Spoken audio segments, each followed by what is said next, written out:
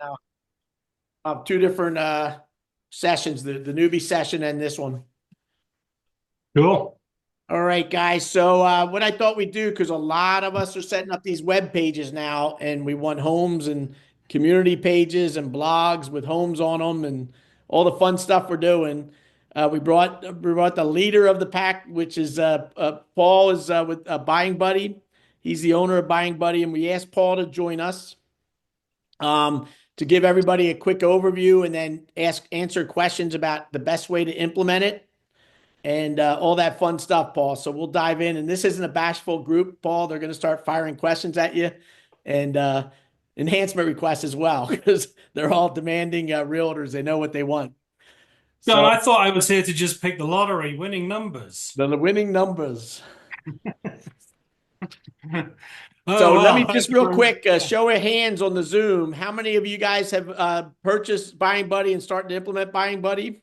I purchased it, but I haven't done anything with it. So I have to Yep. go through, I guess, they've got a bunch of number one, number two, number three emails to go through. Okay. So I've got to set it up. So Yep. be curious to see what you got before I get going. My board wasn't available. What's your Oh, board? really? Houston Association of Realtors. Yeah, they are very. Did I speak to you, Kevin? No, I sent an email to you through your Yeah. website, but you guys haven't had a chance to get back to me on it yet. Yeah, Houston is very difficult. They charge. It's a classic problem. There's not many like this at all. Okay, but Houston, if they want to talk, I mean, I've been trying to connect to them for about 15 or more years. They want us to pay them $1,000 a month just to get out of bed and talk to us. So we would need about 60 clients really to just, justify even doing that. It's very, very difficult. They essentially block competition. Gotcha. Appreciate the feedback. Tough, yeah. Tough crowd. Chris, is your hand still up? Do you have a question related before we get started on Buying Buddy? Are you available in Armels in Arizona? I'm good. I just was raising my hand that I have it implemented. Okay. I'm in the process of getting my second MLS, which is Northern Kentucky. Okay, so let me cover that one as well. ARMLS in Arizona. I'm afraid you've called me out on the two most difficult ones we have to implement. That's Houston and ARMLS. They are both absolute nightmares for us. And again, ARMLS is the same. I mean, they want $1,200, $1,500 a month.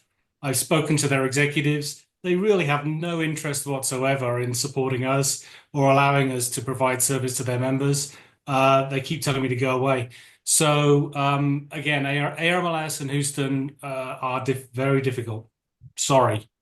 I wonder if there's something we can do as a community where I can maybe generate how I says I can look at Buying Buddy. I can go to the HAR group site and advertise you. Hey everyone, this is a great IDX provider. It's inexpensive but powerful, but yet and I can say HAR is blocking them. Maybe I can create some kind of momentum for you. I don't know. Sorry. I would love to do that. Seriously, I would definitely love to do it. We sort of need a GoFundMe, don't we? Enough people to stick up their hands and say they're interested, and then that would allow us to move forward with confidence. And that's really where I want to go to. So yeah. So Alan, let's if we can talk about that afterwards, I'd be very interested to explore it. Sure. Do you have it on your site, a list of boards that are not? Yeah, so just go to buyingbuddy.com, guys, and then at the very top, you search for your state and then your MLS and make sure the MLS is on the list and you're good to go. So our list of MLS coverage, just so you guys know, our list of MLS coverage is basically all of the MLSs we are live with and all of the ones that we can be live with. Because all the ones that are listed there are going to be doing Web API, the new technology. And Web API means technically we can connect in 10 minutes. I mean, it really is that simple for us. We built a system to do that. So anything that's Web API is dead easy. The challenge is always the money. The MLSs, they're getting this myopia over what they're doing at the moment, and they're starting to crank up their fees. But, that's all clearly stated. If you want to know the fees, just go to the order form. and choose on the very first page of the order form. It says, "What's your MLS?" Choose it and choose the single agent solution. It will tell you all the pricing. Yeah. So if you want to know what additional fees there are and if it's a problem, then you'll see that there. Okay. Right on the order page. So like, Yeah. for example, I think, Noel, are you Bright as well? Yeah, we're in Bright. Bright's fine. Yeah. Yeah, So so for like in example, Bright, yeah. for Bob and myself, a couple of us are Bright people here. So, when we went to the page, it would say $49 for Buying Buddy, and Bright wants, I don't know, 11 or $13, whatever it Yeah. is, Correct. in addition for their connection. So that's the total price per Yeah, month. my issue is Monmouth County. That's quite a bit more expensive than Bright.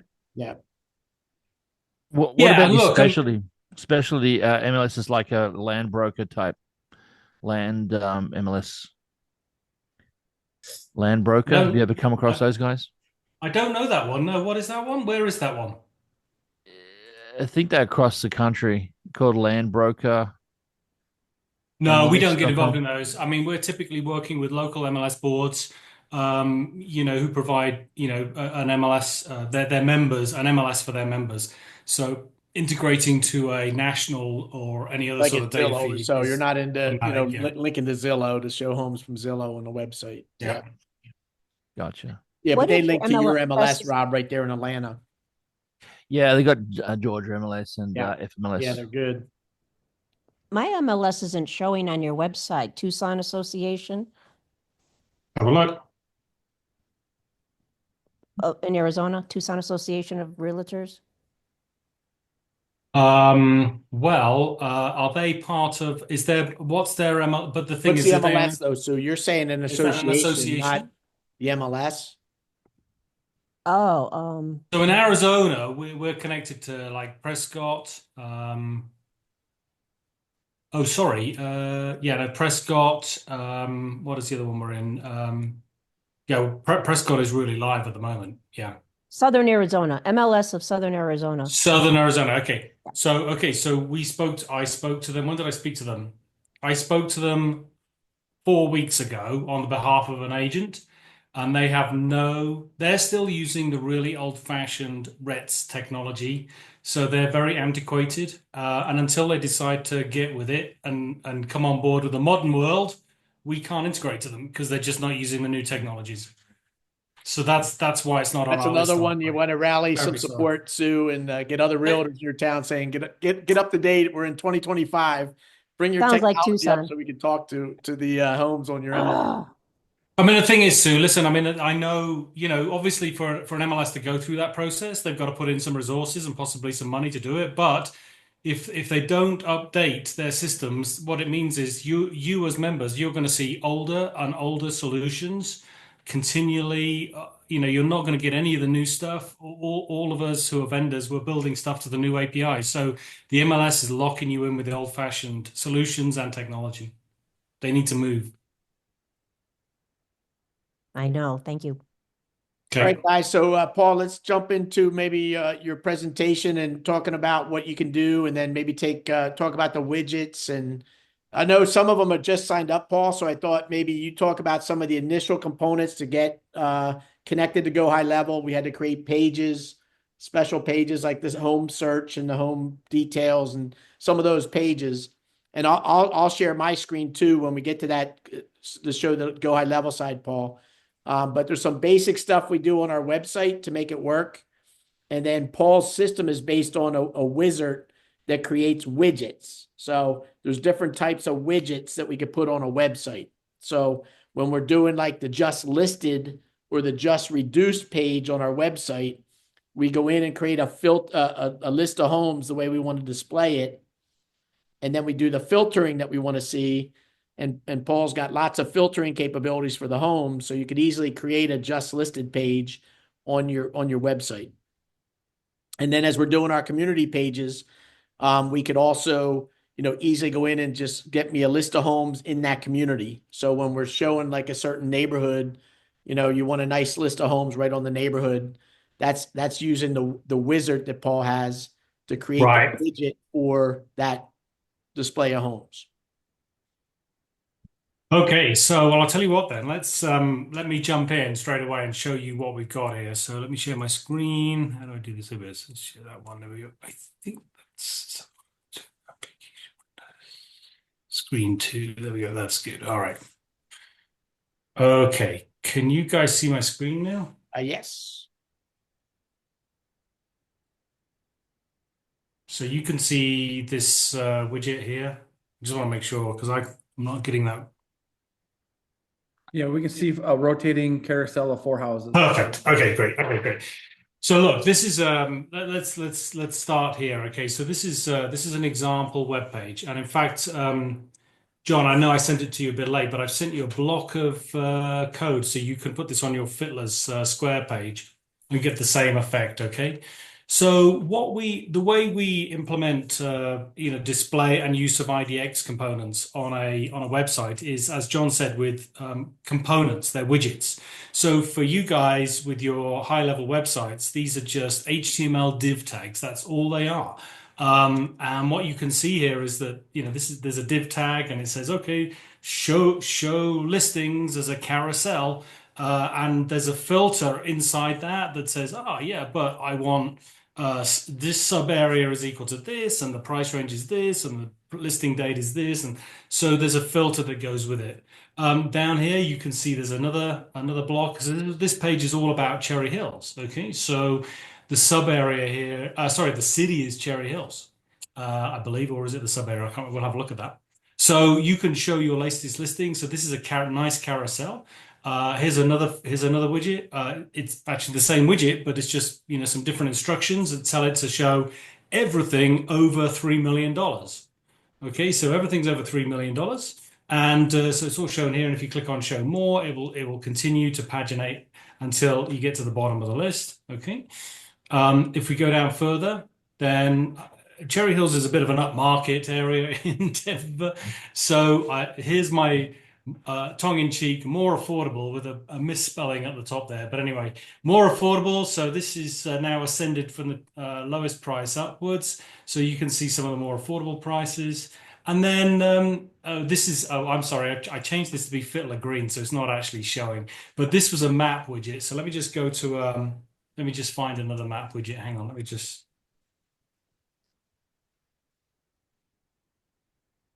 let me go to a different page where I've got these things set up for you so you can just see this. So where are we? So I'll pull there. So this is on our demonstration website, charliesmithrealty.net. Okay. What you can see is again, same sort of examples. I've got the links here, so you can create lists of links so that you can direct people straight into results. So you can take the pain out of them searching or make the page sticky. Then you've got the carousel, and then here's the map I wanted to show you. This is a interactive map display widget. So in other words, it's not meant to be a search. It's not meant to be showing results. It's really about presenting listings. So showing off listings. Here we are. Here's listings in this neighborhood. And on this one, you see we're showing the header at the top here. So we got buttons that allow us to do lead capture. So we can get people, hey, do you want to save the search and get property alerts? If we want to, we can go to full screen. And now we can, go through the properties and do a search, or we can close the full screen or hide the map and just have a grid layout. Okay, so lots of flexibility on here, but this is not for searching. It's really a great way of displaying properties. Okay, and then further down, we'll go back to, then you've got lead capture forms. So I know you guys are using high level and for your CRM, so you can create lead capture forms on the website with our system, and these forms will capture leads, and they're just super simple to set up, but they're all go into the Buying Buddy system. And then you can even have additional widget components as well. So here we've got homes with mountain views, and it's a list. This is a list display widget.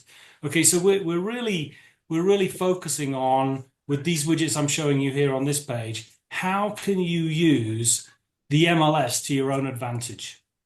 You say list display, but can people actually click on them and get more information or no? Oh, yeah. Absolutely. Yes. Okay. So I'm just showing you, these are just the display. So if I go back up to the top and I see, and I want to click on one, if I click on it, it'll open up this details page. Okay. Yeah, absolutely. So we've got all of that. Paul, before you go any further, that last page you had before this, you had a widget at the top that had market activity data, and I've not found where that's at on your website. You won't find it on my website because it's a widget we're going to create. It's coming, Campbell, for us. Nope. I just wondered Yeah. because I'm like, I've not found that, and I've been proven. Yeah, so for everybody on the Zoom, everybody knows me well. I help other companies shape their products. I'm a system software guy my whole life. So what I did with Paul was I gave him my favorite widgets on Realty Candy and IDX Broker and said, we have this really cool market widget on IDX Broker, Realty Candy. And within a couple days, Paul's like, I'm already working on it, Smarty. Let me show you what it looks like, right? So Paul's been great to work with. So we're gonna just keep, making it better and better, and just this group at large. Excellent. Is gonna be your showcase agency with hundreds. Yeah. So let me explain this for you. So this is actually you can do this right now. I mean, we have the function that's in our documentation, and it's basically using. You have to put a bit of JavaScript to the bottom of your page, okay, and you have to understand what you're doing. In other words, it's technical, We right? don't. So the thing is, we need to make this non-technical. So we're going to turn it into a widget. So what I've done here is I'm just playing around with some design, because what the components do is they just bring back these numbers. Okay, so they're bringing back the numbers, and what I've done is I've taken the numbers and I've made them look nice and pretty, and we're going to turn this into an actual widget. So if you're interested in knowing about that now, what you do is you go to our support website.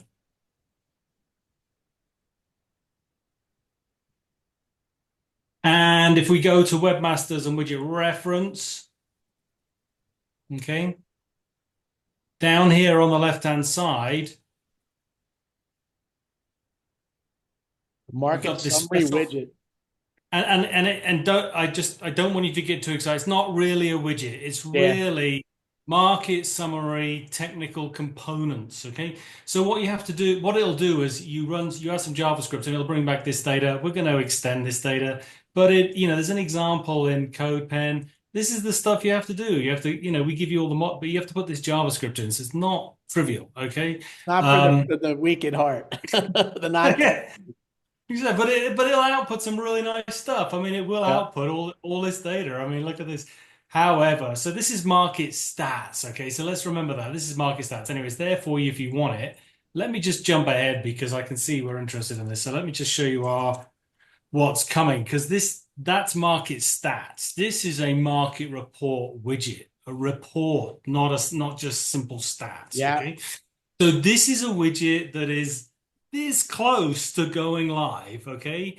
It really is. And we've been spending a lot of time on this. And this is one single widget. You just drop it on your page and it'll show you all this wonderful stuff, okay? So it'll show, state data at the top and some nice sales trends. And then it's got lead capture. Then it's got listings that have been sold, under contract or sold in that area. And then it's got more charts below that. And then below that, it's got latest listings. All right. I'm going to make a request here. This is the type of market report you want to be able to turn into an email to send to clients once a month for an update of what's going on. This is a way to get them back to your website for other stuff, because you can have the sold data down at the bottom so they click back into your website with the market report up top. It takes the place of some of the other things that we would be using for that. Absolutely. I'm just going to bring that up for you, actually. Hang on. Also, Paul, is there a way to use that data and grab it for structured data elements?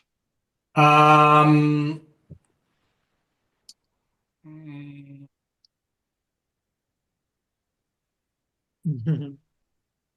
That's know. an awesome email. I don't know. Okay, I just do not know, I'm afraid. We can come back to me on that. All right. And people have been doing some amazing things with our system because, we do provide some amazing technical hooks.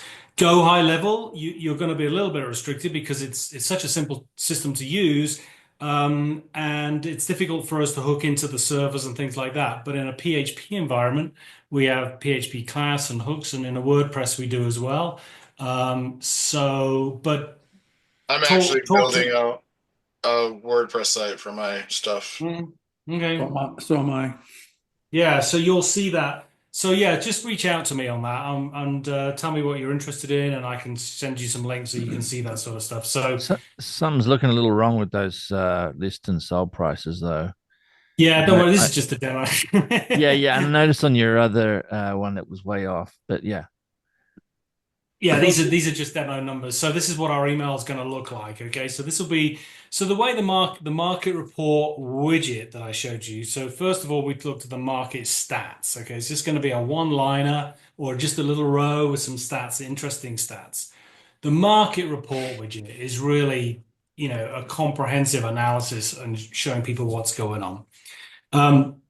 This exists as a widget, so you can actually create multiple pages and put this on pages as a widget.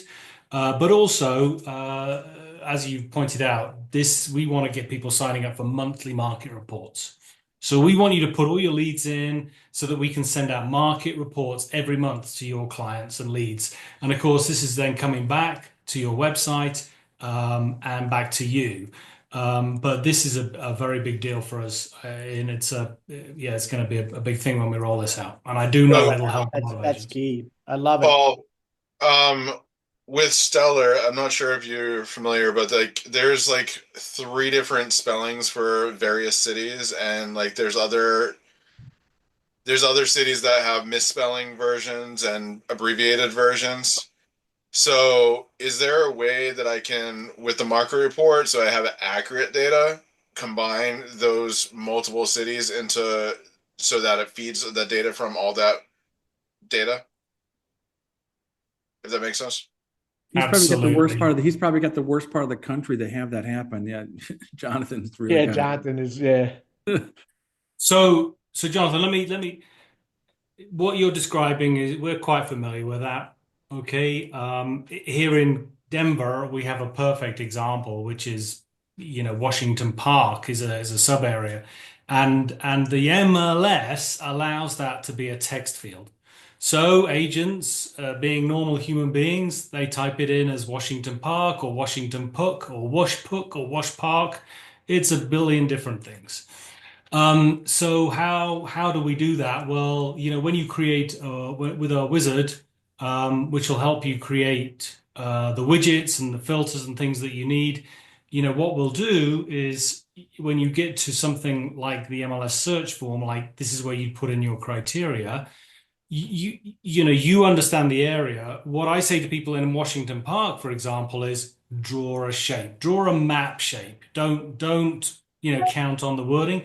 Or we can look for multiple examples. So, for example, here, if I was going to search for Washington Park here, you can type in Washington Park.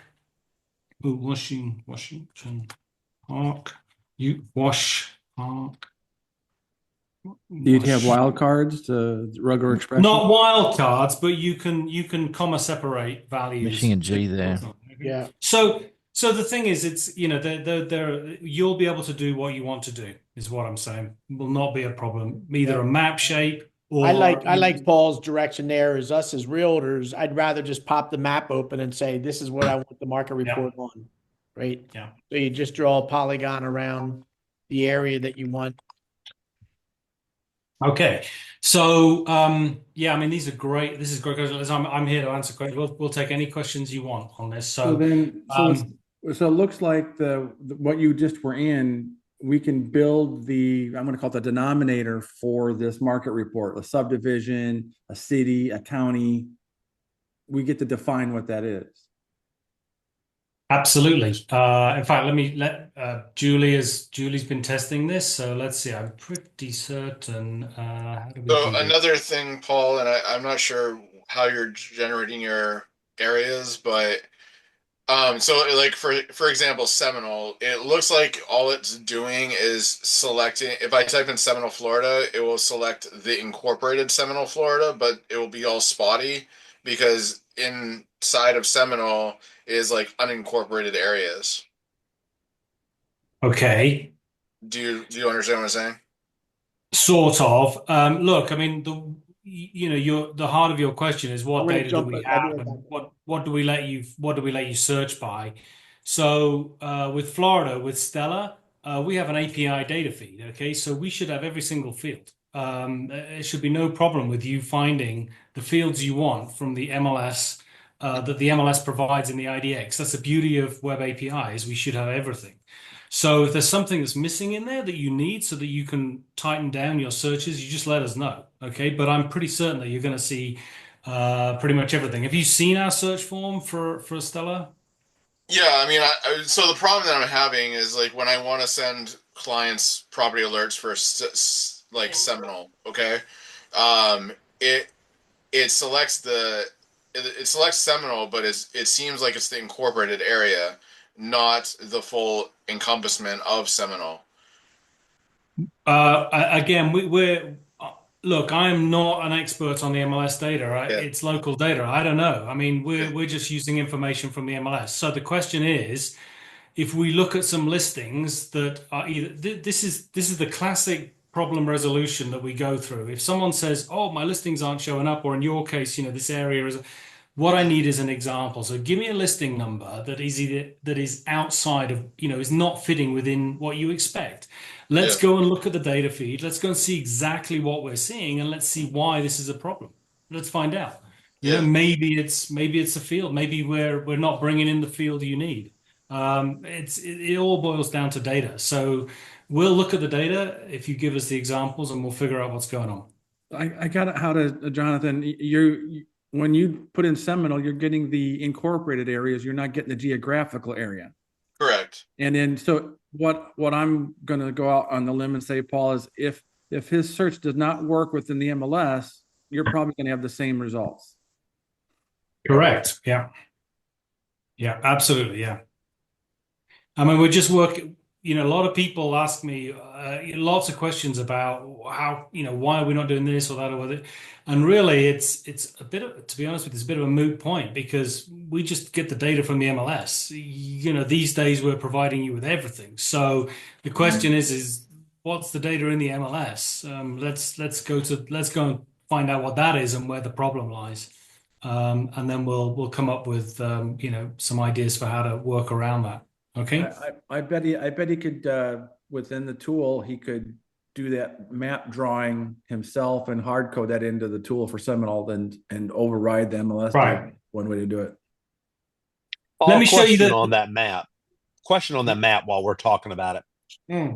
If we need to be able to do a search and or market report on a map like we want to do neighborhoods, and we need the ability to draw multiple drawings, you don't currently have that. Can you add that?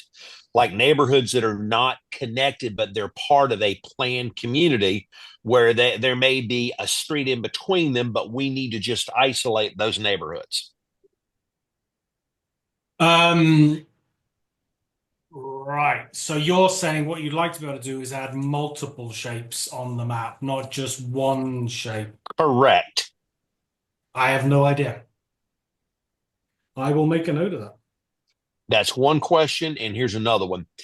Do you have the ability, because I don't see a place currently where we have saved searches that we can go back to and assign to a contact? Like, let me give you an example. We've got a lead that comes in on an ad for, let's say, Ackworth, Georgia, and I want to have every lead that comes in assigned to the same master search that I don't have to build each time for them until they tell me what they want. This is what I send them to start with, to start dripping on them to get them to raise their hand.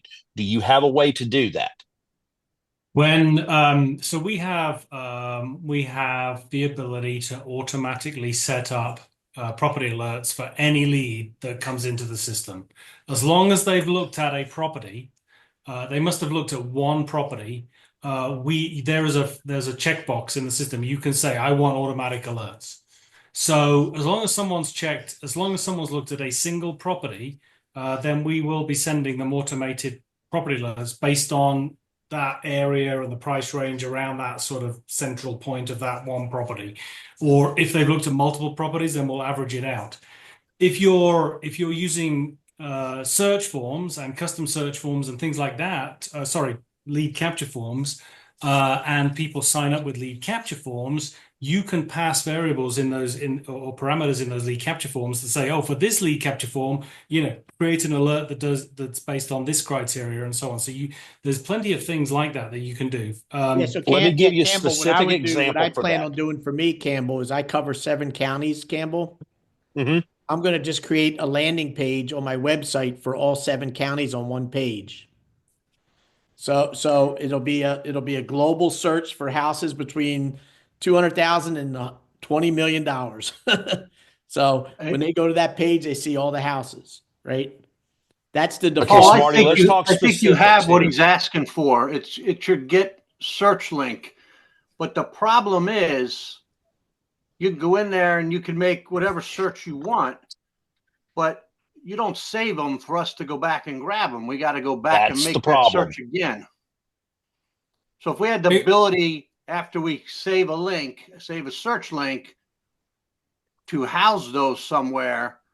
So it's the same thing as Smarty's doing. Anybody comes in, I'm sending them 6 counties here in New Jersey. But if I don't want to go back and have to make this link over and over again. The link's going to come out exactly the same. Yep. Guys, what I'm thinking specifically is because so many of us are on listing to leads that we will use to grab people to get buyer leads from. So they're coming in there. My question is, how do we take them from there to get that search you're talking about, Smarty? Because if we take them to the listing to leads forms, then it's there. It's not on our website. So we got to figure out how we're going to make that transition that will work best, because listing to leads is a great place to creating leads, but we need to be able to nurture them with a home search that we can keep sending them till they raise their hand and start talking to us about what they want specifically. Yeah. Yeah, and Smarty, your idea is something we should be doing, but it's not going to help us with getting it mailed to them every day when something new comes on. So what we can do is, if Paul can allow us to push in a lead from Go High Level, when Go High Level receives the lead from listings to leads, we could have it. I mean, there's got to be some data. I think it puts a tag on it for the area that they're searching or whatever, and we can use that tag and identify it, and then have an automation kick off a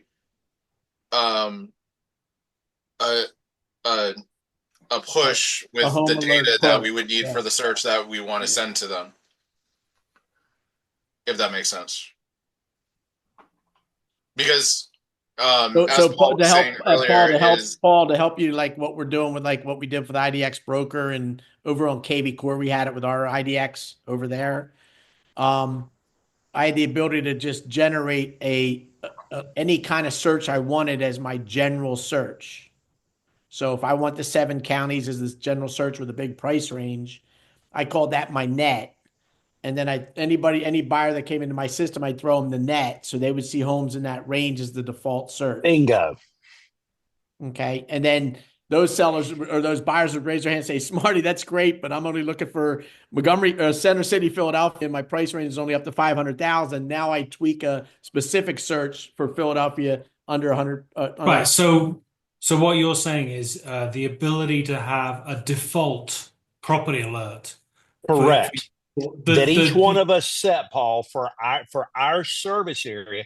The leads will all come in with the same tag, L, the number 2, L/buyer. That means it's a listing to leads buyer, but each one of us have unique areas that we're serving.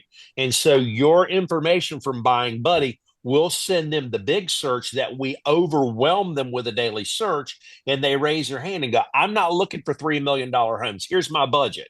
So that's when we can start serving them and set up that next one. So that's really what we need. I would be careful about what he said and answer that differently. Yes, default search, but we want to have multiple default searches so we can apply them for different ads or different leads. Correct. Yeah. So going back to what I was saying is, if we receive the lead in Go High Level, it's going to have the area as well. Am I correct, Bob?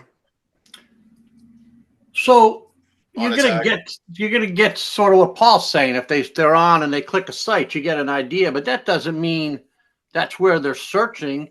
And I don't want to limit it to that. I want the big one, so I have something to talk about. Hey, you came in and looked at properties. I'm sending you, stuff from all over the place. I'd like to get it down to exactly what you're looking for, and then have the conversation goes on and you get the stuff and you make that alert.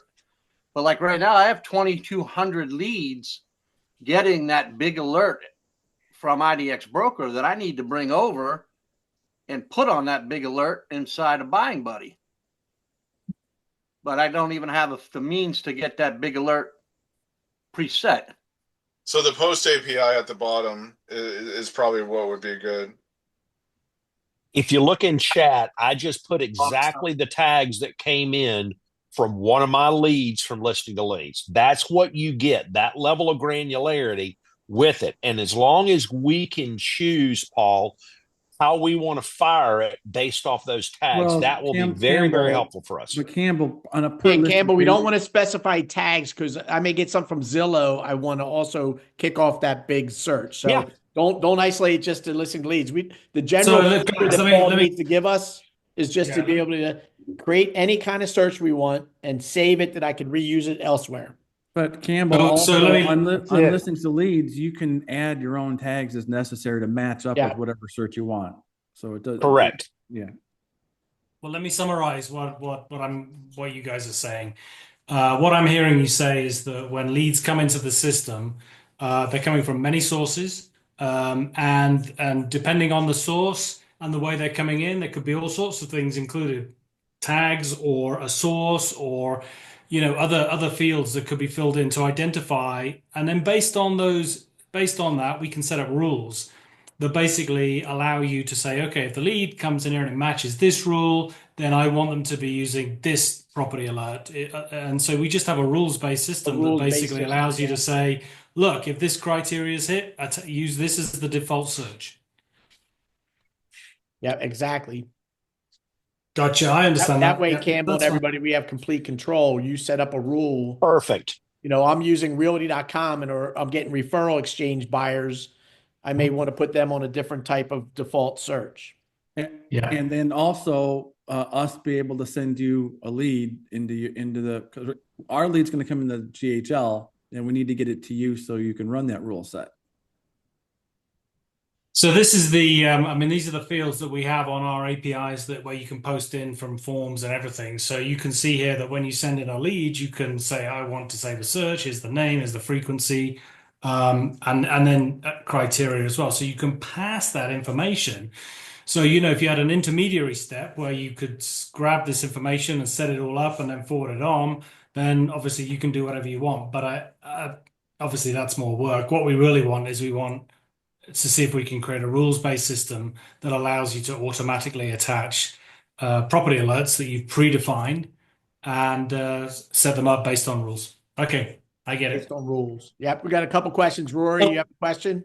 Yeah, does this your system, does it have with WordPress, does it have a plugin? Is that how you work it, or you just apply widgets in the No. With WordPress, go to your menu, go to add plugin, and then search for plugins and search for Buying Buddy.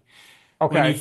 When you find the Buying Buddy plugin, add the Buying Buddy plugin, and it'll say, okay, how do you want to activate this? Have you got an account, or do you want a free trial, or do you want to get started with an actual subscription? Give you options. Set up the free trial. Everything will happen for you automatically. It'll set up all the Okay, pages. very cool. Very cool. And then on your Everything. searches, we have ways to isolate. Like if I want to search just one page, like if I want all oceanside condos, I can just have one page for condominiums. Absolutely. Or if I want all of Yeah, like Rory, what we're doing manufactured is we're homes. building these community pages and neighborhood pages, Rory. So we're getting very specific.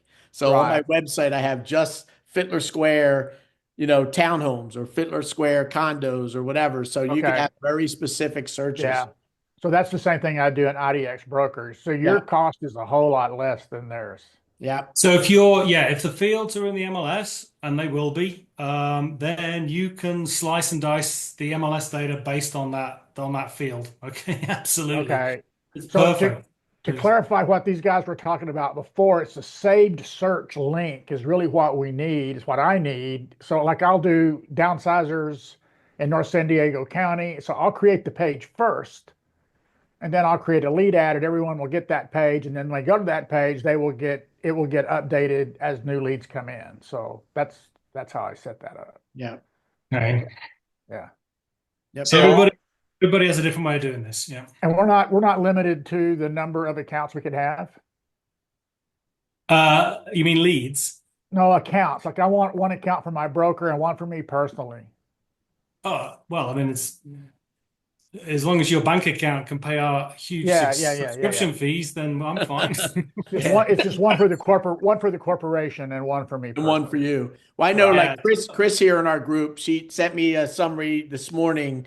You know, she's in on the border of Kentucky and Ohio, so she's got 2 different MLSs. Wow.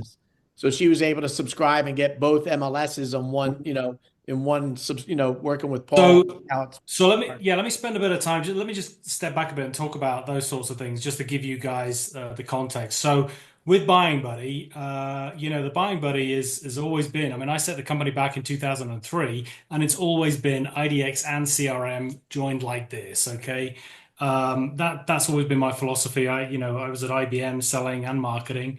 And so when we built it, I said IDX and CRM to me added all the value. So that's why we got this connection. We really have 2 different types of accounts. We have a single user account for a single agent, and we have a multi-user account, which is for teams and for offices. So with teams, the thing is, there's 6 of you. The reason you're a team is because you're cranking out leads. You want to make money. So it's all about the lead management and follow up and everything. So that's what a team solution is. With a brokerage solution, you're not really interested in it. It's all about showing off the brokerage, and politics mean that you need agents on the website. They better show up against their listings. Otherwise, everyone's going to get upset. So we have a different price point for those sorts of things. Makes it affordable. But there's a single solution, single user, and a multi-user. So if you have a brokerage, you can still I have single user account brokerage firms. It's fine. As long as you're happy that the contact details say contact Bob or customer service or whatever, that's entirely up to you. We don't force you to have anything. Within an account, you can, when you set up that account, you're going to get a data feed and a user for a single user account. Of course, additional fees may apply for the MLSs, as we've discussed. If you want to add another feed, no problem at all. You can add 100 feeds if you want into a single account. We do not blend the data, okay? We do not merge data, okay? So, you're not going to get a single form that says, hey, search the world, off you go. It's not going to be like that, okay? You need to think about your navigation on your website and how you're marketing to people, so that people in this area, you steer them to the forms and the pages which are all about that area. Our search forms, you can fix them so that they say this one's only going to search Stella, or this one's going to search Space Ghost, or you can say no, I'm going to allow the switcher. So when they go to the search form, it says, well, you're searching Stella. Do you want to change? So you can do things like that as well. But generally, no problem at all with multiple feeds. When leads sign up, we know what MLS they're with, or if they start saving properties and searches. It's all geared to that one MLS. Everything goes back to your website. We know which MLS they're searching. It's all tied together. So there's some basics for you. I hope that sort of clarifies a couple of those things. And if you've got any questions, obviously just reach out to me on that.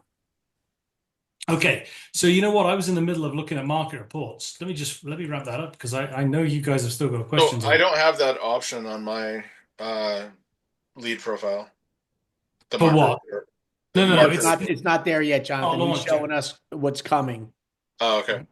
This is Chris was asking when do you expect it to be released? Yeah. I think hopefully in the next few weeks. I really hope so. I mean, this is our challenge with this is just being getting the data accurate. Bob, what do you think? It's on our community pages. Have the market reports off of those? Well, we should have the basic thin option on our community pages. But the way he's doing market reports, we should have a own dedicated separate page just for the market report. Yep. Morristown market report. Yeah. And forced This completely kills HomeBot for us. Oh, absolutely. And For forced sure. registration too on that home analysis or the market. Well, he has the forced registration. He has the registration on there. If you want market reports on the sample he gave us. Yeah, listen, so there's some caveats with this, okay? The first caveat is we have to get the data. Some MLSs don't provide us with sold data, okay? So we just, this is not going to really work for those MLSs. Some of the Texas and Central MLSs, not a lot of them, but some of them don't provide sold data. So that's one caveat. The other caveat is some MLSs have already told me up front they prohibit us from doing this.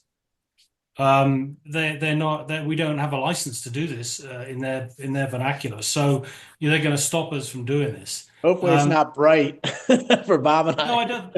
Yeah, no, No, it's not bright. Yeah, we've had but sold the thing data is, for a long time. we'll cross these bridges when we get to them. But we're just going to move ahead, and we will try to make it very clear if your MLS is capable of having the market reports on it, and our goal is to, roll these out. So look, the thing is, if you think about emails going out, people are going to click on links and they're going to want to see stuff. All right. So the first thing is you need a page on your website that's like the foundation pages for results and property details. One page is going to be dedicated as a utility page to show market reports. So when people click on a link in an email, they'll see this page and it's just a common page. It's like search results. Okay. So that's one aspect of it. But the other aspect of it, of course, is to be able to say, well, hang on a second, I just want to use this widget. I want to create neighborhood, lots and lots of pages. And for each one of them, I want to have a tab. And in that tab, I want to have this market report for that page. And that's fine as well. It's a widget in its own right that can be used wherever you want. Wherever you want. Yeah. So to set these things up, and I'm just going to do it from a user's point of view. You can see here in this test account here, I've got a couple of these things set up. Okay. If we set up a market report for a lead, I think this is all going to work. Just to answer some of those other questions you had about areas. So we will have templates. So you can save templates. You're doing the same thing over and again. Choose a template, put in a title, put in the description. If you want to have a generic message, you can do that. Choose your MLS. Choose your property type. We will have property subtype in here as well, actually. I thought that was in here. It's not long. So we'll have property type and property subtype. Can we just have all types? Well, it's property type or property subtypes. Those are the two fields we get in the MLS. Property types or property subtypes. No, but what I'm saying is have that as a multi-select so we can have multiple selections of different types of property types. Possibly. Yeah, you do that on some of your other widgets, Paul. So like I know I've said, give me residential for sale and leases as two different property types. We do. I don't know why we got it like this. I'll have to check into it. It could be to do with all sorts of things. I don't see there's a problem. Yeah, I'll make a note of that. Same thing for And it could also be the MLS you're dealing with for the test account. So is this a user interface that users can edit their reports? No, this is the agent. This is you setting it up, Rob. Do they get a similar portal? No. The end user doesn't set up a market report. We navigate them to the market report. If the end user wants a market report, when they're looking at stuff like this and you've created a neighborhood page, they'll use this, get monthly market updates, and they'll click this, and they'll get a form to fill in that says, yeah, I want to get market month for this report for your neighborhood. Okay. So that's all they do. They just click a button and say, I want it. And then it's going to be set up for them. Okay. Because they'll be signing up to this market report, this one here. Okay. For this neighborhood that you set up. This is Westminster. Okay. So this goes into, Rob, our whole strategy about creating in your region. All the communities have their individual pages on your website as they navigate. So if I'm interested in Fittler Square, I get taken to a Fittler Square market report. But remember, what I'm doing here as well is I'm choosing to set up, me as an agent, I'm setting up a market report for this lead. Okay. Yeah. So I can set up as many market reports as I want for any lead, but and then from the lead's point of view, they can request the lead a market report just by clicking on the buttons. So then we provide these, how do you want to, so, we just got a search form. So you choose, the area, city, zip, neighborhood, development name, or just draw on a shape. Okay, so you can draw a shape. So you choose how the area works. Obviously, this is not about micro communities because the data would be empty and it would look useless. So you need to think about reasonably big areas so we have a data set that's meaningful. And then you can send the report. So once it's set up, it goes. Okay, it's just going to be running every month then. Okay. In the editor, can we have like a preview button? What would you want to preview? Well, like for example, like sometimes there may be a market report that we are creating, like a neighborhood or something like that, but there's not enough data to make it look presentable. So we might have to widen the search. So what I'm saying is if we could preview it to see what the data looks like before sending it. Absolutely. Yeah, I think we could probably do that in a number of different ways. Either give you a preview or just alert you to the fact that there's like no listings and the fields are empty. So yeah, They're empty, that's a good point. That is a good point. Yeah. Or at least the top portion of the chart that says sold, just the top part, not a full report, maybe just the top portion of it. Yeah. And Paul, do you envision, because That's this is why now Paul was becoming saying creating a not to- widget, is this going to be part of the widget setup? Like, so we'll also be able to control like the colors, Yep, and the style and stuff like that. Totally. Widget, Absolutely. like Absolutely. yeah, Yep. Just like any other widget. any other widget. That's perfect. Let's go around the horn real quick. We got some hands up. Paul, you've had your hand up. Yeah, this is back to the pricing. If I signed up today, I owe you $1,734. Which MLS are you with, Paul? I'm with MLS OK in Oklahoma.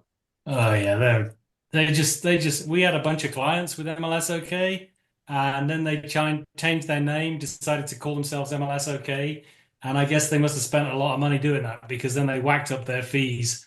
And that's the problem. I mean, the IDX feed I currently have, the pass-through fee you're saying is $160. I'm currently paying $5 for a pass-through fee. And when I was with Lofty, I didn't pay anything. I paid just $30 a month for my CRM and website. So I don't think know if I think what's contributing to that is there are different data sources. One method is to go direct the MLS like Paul's doing, but there are also national data sources that aggregate the data, and it's one connection into that national aggregation, like Zillow, right? Zillow's not touching every single MLS. They're going to this data gets aggregated somehow, and they get a source. Yeah, I mean, I'm going directly through my MLS because they charge me because I've had multiple IDX feeds through this. They charge me $100 fee, the MLS does, and then this last one it's a $5 additional fee for the MLS on top of my $40 a month that I'm paying for the current website that I have.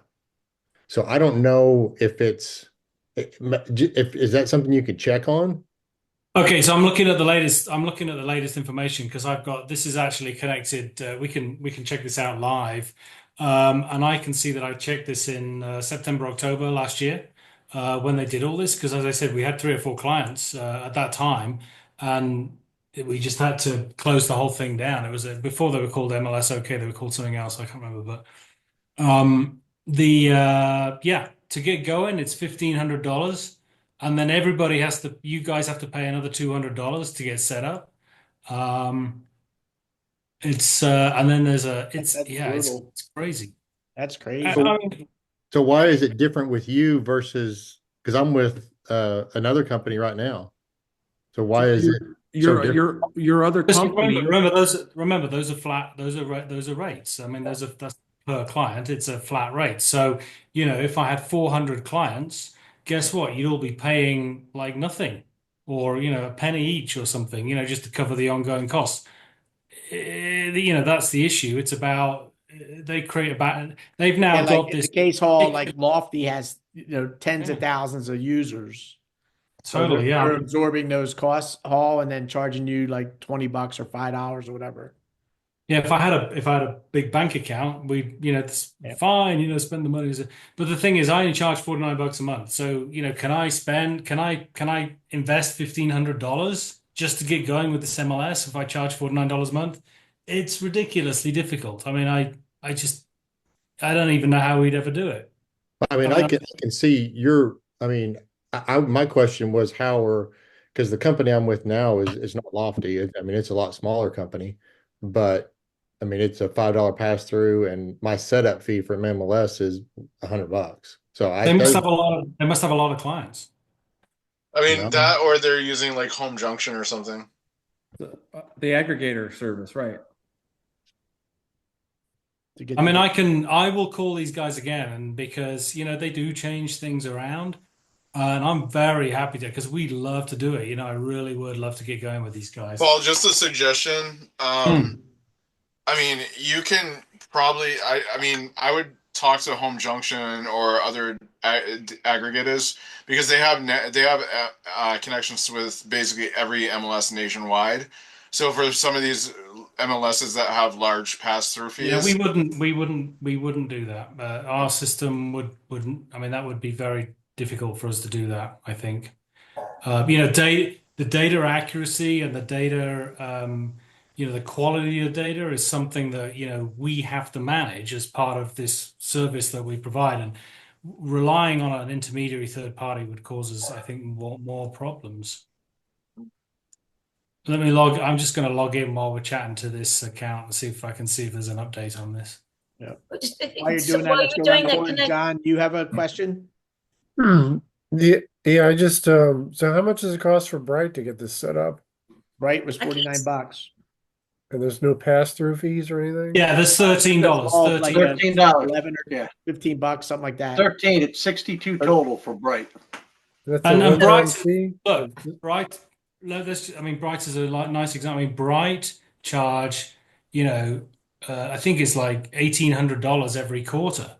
And when I started off doing Bright, I had two ladies that had brokerage firms, and between them, they covered that fee for 4 months.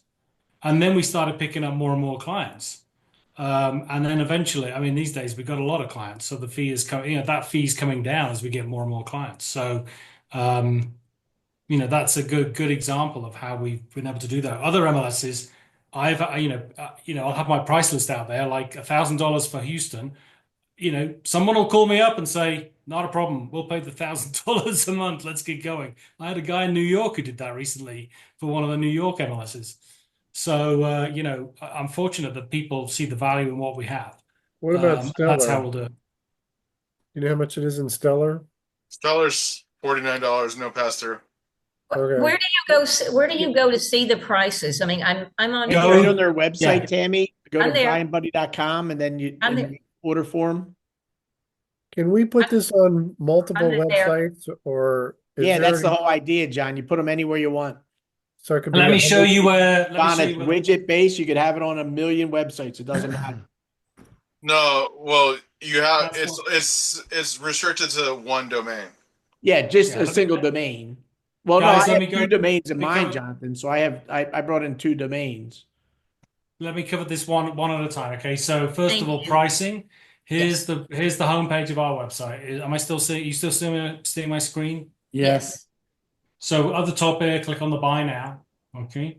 This will bring up the order form. So choose your MLS. Okay. So what do we say? Like Stella? Do we say Stella? Is that it? Stella? I'm Beaches MLS. Oh, Beaches. Okay. Oh yeah, we work closely with Beaches. There it is. Beaches. Okay. Choose your solution, single agent, and it will tell you everything down there. And this is we're very upfront about everything. Okay, so you can ignore this bit. This is irrelevant. So what you got here is monthly fees. So we charge $49 a month, and then there's $7 a month for Beaches, and that's it. All right. So for now, because we always bill on the first of the month. So from now until the end of the month, you pay $10, and then on the first of the month, you're going to pay $56. And so on. Okay, so that's how you do pricing. All right, come in here, choose your MLS, and figure out. You'll see all the pricing down here. Any questions? Call me. I will double check and investigate if there's any issues or concerns. What was the question you were raising there, John?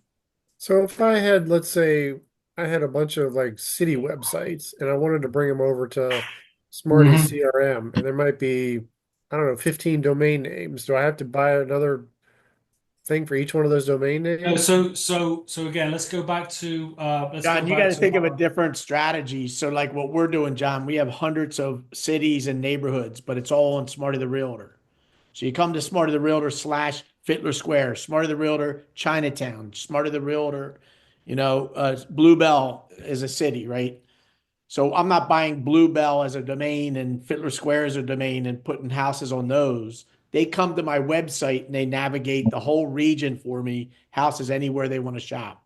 Well, Smarty's right, except there is a variation that you could do. You don't need to build 15 different websites. Domain number one through DNS, through your Namecheap or whatever, forwards to Smarty the Realtor. Yeah. Domain number two, city number two goes to Smarty the Realtor and Yeah. take it to a specific landing page of that city within the one domain website. Yeah, that's a good way of And as doing long it. as you set it up with masking, they don't even know they've left your They don't So even domain. know they does left. that Yeah. affect your SEO? Like if I was gonna, let's hypothetically, if I was Smarty and I had Philadelphia, Pennsylvania. Thank you, Lars, for taking June out.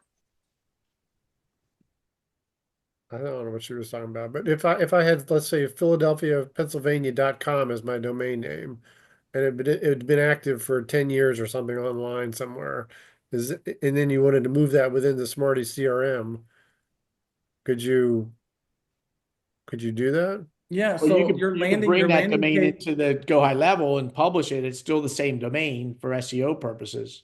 Okay. Yeah, so your new landing page is a subset of the main domain of Smarter the Realtor City One landing page. It can have all the SEO information that your current site has. So it'll regenerate and build up, and you might see a dip when the transition, but it'll recover. Okay. So listen, back to let me cover something else from our pricing point of view that was raised. Multiple domains. So we talked about adding. You got your one account. You can have single user, multi-user. You can have multiple MLSs. You can have multiple websites. Our plugin will work on any website where it's authorized. In other words, in your account, if you go to your account and you look at authorized websites, you will see these are authorized websites. Okay, so this one, I'm back on my master account here, but you can have as many staging domains as you like. We don't care. Okay, but if you add additional websites, we will charge you $15 for each additional website. Okay, if you want, I had one client who had 700 websites. Obviously, we came up with a pricing plan for that. So there's, it's not always $15. Once you get over 7 or 8 or 6 or so, it's reduced. But you pay $15 extra for a website. And then what you can do is you can mix and match. You can say things like, okay, I want this MLS on this website. I've got a team of 3 and I want Bob to be associated with that website. And that's going to have this MLS and so on. So you can do all sorts of things like that. Okay. Yep. So yeah, pricing. It's all on our price list. Things like that. Who's next? Tim and then Bob. Tim. Thanks. I need to dumb it down a little bit. I'm confused as to, we got ProEdge for our marketing drips, campaigns, the whole bit. And then we've got different sources of leads coming in, and Buying Buddy being an IDX, what's going to create leads. But then there's all this marketing and other stuff going on. So what does Go High Level ProEdge control everything as far as when a lead comes in, or am I going to have leads over at Buying Buddy and leads over at Go High Level? Yeah, very good question, Tim. So what the plan is I'm going to be working with Paul. We're going to create an integration between the two. So if they start on Buying Buddy and the lead gets captured on the Buying Buddy platform, that ends up in Go High Level, so we could drip that buyer and do other things that we're doing with the buyer. So we want to synchronize the leads between the two. So it's that our CRM should be the mothership, because we're running ads and listing the leads is dumping like we did with you, Tim, earlier. All the listing the lead ads are coming into your system. You're sending out an email out of Go High Level. They're going up to a Buying Buddy widget to look at the house, right? So we just want to make sure it's all synchronized. So All right, we're so- working through that right now as we state, So, build so out how the- far should we go with setting up Buying Buddy? I mean, should we just do one thing right now until you get that part done? Yeah, so what I think what everybody's focusing on with Buying Buddy, like Bob's probably the furthest along, and Jonathan, and I think Campbell, you're getting there too, is we're building out, we're telling everybody in your website, and I have training for it, is building out community pages for your region, right? So community pages, if you think about it, like I'll just talk about Philadelphia, I have 7 counties. So I have a community page for every county in Philadelphia. Like Montgomery County is a county. So I have a Montgomery County page. And what I'm doing with Buying Buddy, Tim and everybody, is I'm using his widgets to display houses and market reports in Montgomery County and just listed, and building out the website of how I want people to come to Montgomery County to look for homes. Then inside of and I'll just take Philadelphia County as one of the counties. Inside of Philly County, Philadelphia is made up of neighborhoods. So I have Fittler Square, Chinatown, Rittenhouse Square. So I'm creating a Rittenhouse Square community page. Holmesburg. Right. And then that way, when they come to my site, then it's all on one domain. So it's smartertherealtor.com/Fittler Square, right? Montgomery County or Philadelphia County / in a hierarchy. So it'll say Philadelphia, Fittler Square, and then Montgomery County, Fittler, Bluebell. So that way, for SEO purposes, we're going to start ranking, and we're using ChatGPT to write the content for that page. And then what we're doing is, for every community page, we're writing 3 to 4 blogs for that community. Best restaurants in Fittler Square. Top 10 things to do for children in that community. The pros and cons of living in Fittler Square. So they will be blogs that we write about it. And then we're doing backlinks between both pages for SEO. So when you read the blog, there'll be links to go back to the community page. When you're on the community page, there'll be links to read the blog. And we're doing all the backlinks so that we're ranking on Google to the top of the Google page. Does that make sense, Tim? Totally. Thank you. So think about your market and how you break it down. Right. And depends on what regions you're in. Like Philadelphia, it's more sense for me to do neighborhoods, because that's how people shop in Philadelphia. They want to look at different neighborhoods of the city. Bob? Yeah. Hey, Paul, I got a couple of questions. I've already said I dove into it pretty hard. I have actually the main county that I work in is not showing up inside your system. Which MLS are you with? I'm with Bright. That sounds interesting. Okay. I think that sounds very odd. So yeah, I did. I opened up a ticket, and it's been open for a little bit, so I figured I had you live. It's very odd.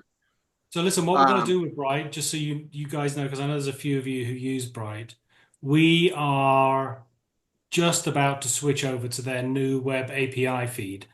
Okay, and what that's going to mean is the number of the data fields that we have and the actual quality of the data will be significantly improved. So we'll actually have a very comprehensive list of all the data fields and all the values, because we're going to be on web API instead of the old RETs. So that's going to happen in the next few weeks. But notwithstanding that, we should get that problem fixed. So I'll look out for that when we're finished. Okay. Okay. And then the second question is, I've got a couple of buyers on the street now, and I switched them over from daily report to all day report. And it seems like your system's got it going so fast that it's sending the email before the system brings the pictures in. So all the people on all day, when they get it, they're getting it with no pictures in the email. But I mean, if you showed me that, Bob. So yeah, those ones you showed me, you said, what happened to the pictures only? That's what you're talking about. Bob, set your variable for photos only. That's what I do for all of mine. So that way you don't have them going out. No, that's not my question. He has a all day option when you have. So what I'd like it, Bob, have you got a ticket on that one as well? I do not. That just started happening so, today. would you mind if you get 2 minutes just setting in another ticket and just say, hey, there's this issue, and give us the actual leads that you've got. Give us some specific examples. We've done a lot to. I mean, that's a problem, okay? Because we get the data in really fast. And then photos just take because we're downloading it's the bandwidth, and we're downloading photos. So that can be a real problem because we try to send out the alerts straight away because people want them. So we have to, we've been doing a lot to try and make sure that the two things are synchronized a little bit better.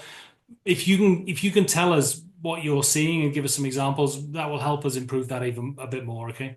Yeah, drop your email address in the chat, and I'll actually forward you the Perfect. Yeah. I'll forward you the email. Yeah, one of the emails that went out. Yeah, one of the emails, Paul, was like he showed me it had a list of homes in the alert, and the top 4 homes had no picture. It was just like a gray Right. box. Yeah. No, that's not good. Yeah. So I definitely want to see that. Okay. So you can contact me. Here's my email address. Just send it to me, Paul@buyingbuddy.com. But the thing is, look, remember, I'm the owner of the company, and it's always helpful if you guys have a ticket in and you report it, because then I can share that with my team. I can get it to the right people. Yeah. And then you use me as backup. The buck stops with me. So you call me and you say, hey, what's happening? This ticket isn't being resolved. Let me know. I will get onto it. Okay. Yeah, I'll do both. I'll shoot you the email. Yeah, no, that's great. Good. All right. We'll get it. Anything else, Bob? Yep. Rob? Yeah. How mobile friendly is this? I got a few questions, but that's the first one. How mobile friendly? Yeah, absolutely. You shouldn't have any problem at all on a mobile device. It's always been our goal to be completely responsive on every single device. Yep. Gotcha. Cool. Used to use KB Core quite a bit, and we used to be able to create single property, multi-property squeeze pages and landing pages. Mm-hmm. Where can we do that with you guys, or is that something smarty? What we have, I mean, the thing is, when you look at if we go back to our widgets and we just look at this again, look, when we're looking at a property, okay, when we look at a property, it's opening as an overlay. This is the default action is it opens as an overlay. Why do we do that? Because it's stupidly fast, and also if you're on a map, you don't lose your position and you're not losing, all that sort of stuff. So we do that by default. If you want to, you can change the settings in your account so that when you click on more details, see this link at the top, this button at the top here, link. Okay. When you click on link, it'll actually, I got to find a better name for it. But when it'll actually show you the page. So here is the page, listing details. This is the property. So every property has a page. So this is the actual page rather than an overlay. I know it's not possibly what you're looking for, but I wanted to explain that as first off. Okay, so that's the first thing. Look at the way we show properties. All right. Yeah. So the way KB Core works is you have something like that. Then as they start to look at pictures, like they may get 1 or 2, clicks. And then after that, it'll bring up a lead capture from there. It does that, Rob. You just have to build the pages and go high level. Like KB you don't Rob, buy you it, build them separately. Yeah. Yeah, it does exactly the way KB Core does it, Rob. So as you're searching, lead capture comes up. Okay. So, yeah, I mean, the thing is, you can, with our system as well, we have a lot of lead capture settings. Okay. So if you go to, let's see, where do we go? Leads, I think it is lead capture settings. Here we go. So within your account, you can, manage all of these types of things. So here, this is what we were talking about earlier. Do you want to create alerts automatically? Do you want to restrict searching? People come in and search. Do you want to force them to sign up after 2 searches, or give them, a reminder every 4 searches, or let them do anything? Do you want to restrict property views? Do you want to require the phone number on the form? So we have these are account wide. Okay, so you can set these up. Okay.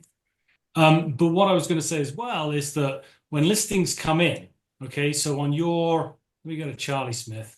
So on your account, there's a listings menu. If you go to My MLS Listings, what this will do is it will show you, will use your agent ID and your office ID to find your listings. These are all your listings or associated with this profile. Okay. So all these listings are here, and for each listing, there are a bunch of additional marketing options you can choose. You can set a custom banner. Okay, so you can create an account-wide custom banner or a user-based custom banner as default, or you can set a custom banner on every single property independently. Okay, those custom banners look like this. You know, buyer agent incentives available. Okay, that's a custom banner. Okay, and there it is, buyer agent incentives available. And you can even add another section here that says, give us a call, you know, 2.5%, whatever. Okay, so that's what custom banners are for. You can add custom headlines. You can change the description. You can use all these there's additional options that you can use to display things. As well as that, my other business, which we started back in the early 2000s, is single property sites. So, you know, you can automatically build a connection between your listings and every single property site. You know, we can connect you to and create a single property site account. So every single listing there has its own domain name, and this will flow everything back into your, you know, Buying Buddy account, lead system, whatever. So this is hugely sophisticated. This has got lead capture, sign writers, telephony, SMS, you know, texting. It's just, you know, this is crazy, this system. So that's another option as well. Okay. Yep. Campbell? Yeah, let me make sure. Yep, I'm off mute. Paul, I'm having issues with the searches. I don't know if I need to talk to you now or send this in, but I am not able to search by counties or by zip code. It's not bringing them up when I type them in. Should I just turn that in as a ticket, or is that something that I have to have you guys change as a Which variable? MLS are you with? FMLS, Georgia. Yeah. So for that, let's talk about how to talk about how to get that resolved. That doesn't sounds like that sounds weird. It doesn't sound like that's correct at all. So when you Mapping report issue. Yeah, when you report a ticket when you report something like that, please put it in as a ticket. But the most important thing with all of these things is tell us how to recreate the problem. You know, in other words, if you say, hey guys, if you go to this page and give us a URL, this is the page you go to. If you go to this page and use the search form and put in this value, it's failing, you know, and you know, or here's a page where the MLS is wrong and give us the actual listing IDs. You'll be amazed at the number of people who just write in and say, hey, it's not working, I need help. And, you know, there's a lot of time then spent backwards and forwards. So just please put that in. Tell us exactly how to recreate what you're seeing. Yeah, just do a video for them, Campbell. You guys do allow screenshots, correct? Yep, you can you can attach images and anything like that. Video, put the dub link in your ticket. Dub videos work awesome for this kind of stuff. Got it. Can do dub. Okay, well, I'll handle it. I send Smarty all kinds of dubs. Yeah, we dub back and forth. Well, guys, I mean, I'm sorry. I have a related question to what we were just on. and I'll try to make this short. I'm in the middle of going back and forth on a support ticket right now. Okay. So big picture, since the MLS, when I do the location search, I'm able to see areas. Okay. What I'm trying to get is to be able to drill down. Our MLS has a field that's called SIC codes, and they're basically neighborhood codes. Chris, I'm aware of this. Yeah, I'm aware of this. Let me explain exactly where we are on that, okay? I saw your ticket on that yesterday, and I was actually looking at this in some detail. I understand what you're saying, but I can't see anything called SIC codes in the data feed at all. Okay, nothing whatsoever. So what we first of all have to clarify is, are we even getting in the data feed? So what I want you to do is, and this is another good example of how we resolve these sorts of issues, is I need one or two actual properties. Give me a couple of listing numbers of properties and tell me the SIC codes that we should see on those properties. And then what we can do is I already sent a list. Perfect. I gave a list. I did a search for an area, EO4, and EO4 has about 4 different distinct neighborhoods. There's Hyde Park, there's Mount Lookout, there's Oakley, and I'm going to want to do community pages for each one of those neighborhoods because they're distinct. And so I want the data to match up with the SIC code, and the SIC codes exist. In fact, I also sent a complete list of the Cincy MLS, every county broken down by area and SIC. Okay, so that isn't quite. I just want to make sure you sent us the information. So I'm just looking at your files here. Hang on. So the thing is, I'm having to wade through the information to figure this out. All I need is this listing number 1245 should have this SIC code A B C D E F G. Here's another. Don't give them the macro crit. Just give them one house and say, "Here's the SIC for this house." That's all I need. I'm happy to do that. I gave you a list of like 8 houses, but I'll just give you one. Thank you. Yeah, just one listing number and tell us the SIC code because I want to see if it's in the data feed. I don't think it is. Okay, Yeah, so then it sounds like it's missing. then what we would do is we would talk to the MLS, you see, and say, hey, we got one of your members who wants this field. What's the deal? And then they'll sort it out then. Perfect. Thank you. Yep. John? Yeah, just one question. Back to that whole thing I was talking about before. If I had the domain names, like say Pennsylvania.com on your CRM, and then I put a button at the bottom to link it to the other page that was smartytherealtor.com/Philadelphia Homes or something? Absolutely. So I wouldn't have to pay for multiple domains. I could just use the one that's on the smartytherealtor.com domain. Yep. And that would solve the same problem, right? Yep. Okay. Thank It's you. all about the navigation. Yeah, that's a good way of doing it. Yeah. Well, look, it's a good hour and a half, guys. So this was really good, Paul. Thank you. I didn't really cover anything at all, did I? Well, I think everybody's excited. You showing that market report. That's one thing that we were missing when we logged into your system. We're like, oh, we need that market report for our community pages and stuff. We can help beta test, can't we, Smarty? Yep. I am very excited about getting the market report out. There's no doubt about it. And then Paul and I are going to work together to get the tighter integration of the data between our two systems. So those buyers that are on the IDX end up in our CRM and go high level. Yeah. And Smarty, the ability to see the activity that they're taking in the CRM will be really helpful. Yeah. So Paul, this market report you're showing now, this will be dynamic, right? So anytime anybody goes to it, it'll be up to date? To the last month. We'll do it in monthly batches. Yes. Okay. So I've had a couple of days, we'll say February's market report or whatever, or the trailing month, I guess. Yeah. I don't know that we need a date. We don't need the month on there, even though it's monthly. I just think it needs to be market report for the town or the town. Well, the thing is, look, you're raising a very, very good. These are the things which we're certainly going to find out about because, the important thing here is making sure that people understand what they're looking at, getting their expectations correct. Is this live? Is it from the first of the month? What exactly is this reporting? So I'm very happy to take any questions like that. I'll find out and we'll make sure it's clear. Like this one says data through the end of the month. So the idea was data through the end of the month. So during that month, there were 46 new listings. There were that many, so it's not telling you the current position now.